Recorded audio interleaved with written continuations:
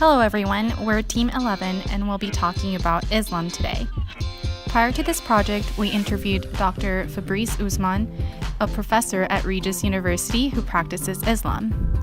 Islam is one of the largest believed religion around the world, with over 1.5 billion people practicing the religion.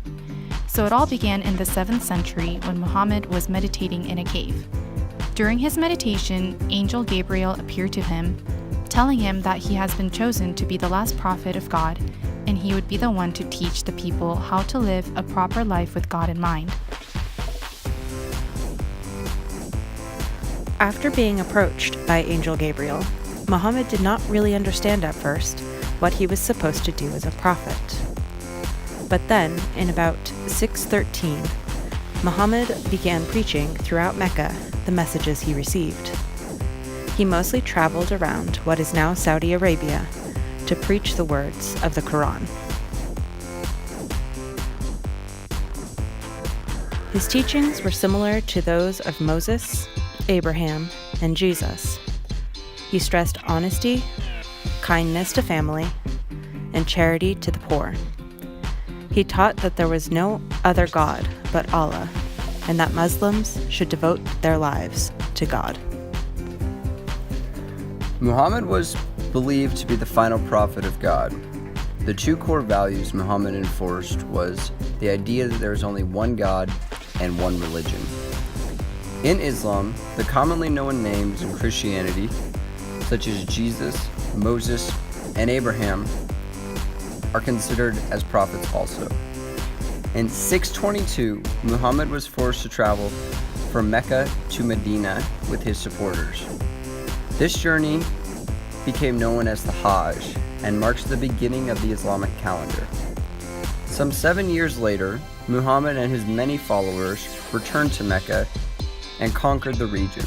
He continued to preach until his death in 632. The Quran also acknowledges Abraham, Moses, and Jesus, among others, as prophets. It's different from the Hebrew and Christian Bibles because it has less narrative. The Quran is a really broad-ranging text, but it returns again and again to a couple themes. The first theme is strict monotheism, or the doctrine that there is only one God who is all-powerful and created the world. The second theme is the importance of taking care of those less fortunate than you. The Quran says a good person donates as much of their income as they can to help those in need. The last theme of the Quran is freeing human beings from bondage. These revelations also radically increased the rights of women, orphans, which stirred up controversy among Muhammad's tribal leaders. Muslims follow 5 basic pillars that are essential to their faith. These 5 pillars are obligatory by the Sunni Muslims, but not the Shiite Muslims. The 5 pillars of Islam are Shahada, Salat, Zakat, Saum, and Hajj. Shahada is declaring one's faith in God and belief that Muhammad is the final prophet. It translates to there's no God but Allah. Salat is the pillar of prayer. Muslims pray 5 times a day at sunrise, noon, afternoon, sunset, and evening. These prayers are an important part of submitting fully to God and taking time to reflect on the gifts Allah has provided. Zakat is donating a portion of your income to help those that are less fortunate than you are. Saum refers to fasting during Ramadan. Ramadan is 30 days of the year where Muslims fast from sunrise to sunset. During this time, no food, water, or any other substance can pass the lips. The last pillar, Hajj, which is the pilgrimage to the holy city of Mecca, if you are able. Islam is a continuously growing religion with tremendous amounts of diversity, and it continues to teach many followers the lessons of living in peace with God and self. A fun fact about Islam is that Islam is an Arabic word that means peace, security, and surrender.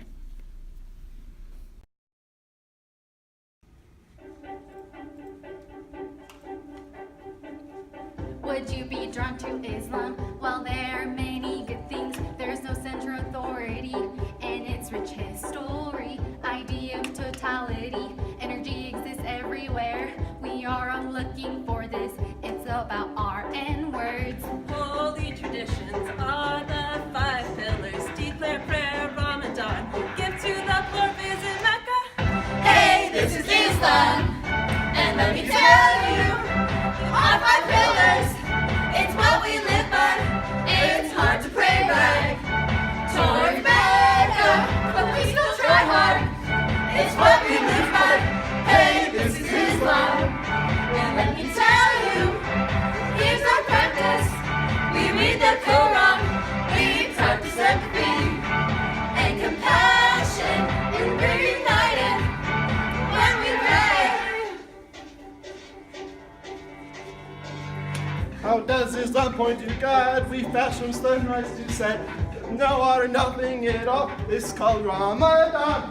I give whatever I can to help heal those in need. I didn't know that I feel this deep of inner peace.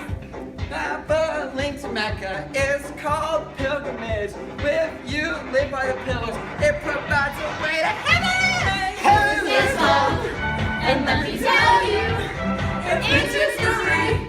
On Muslim laws first, the first university was built by women who wasn't Muslim in the 10th century. Hey, this is Islam, and let me tell you, it has its beauty in arts and shapes and a holiday of God. We believe it, He's eternal, the shape of form. Through prayer and a good life, it gives you access to the transcendent, which brings you inner peace. Muhammad became a prophet, the word was revealed, and now we know about all the prophets.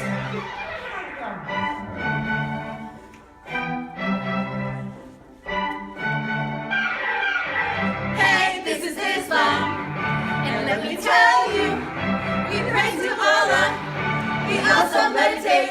Life's not always about being happy, but it's about living and finding energy, and Imam guides us.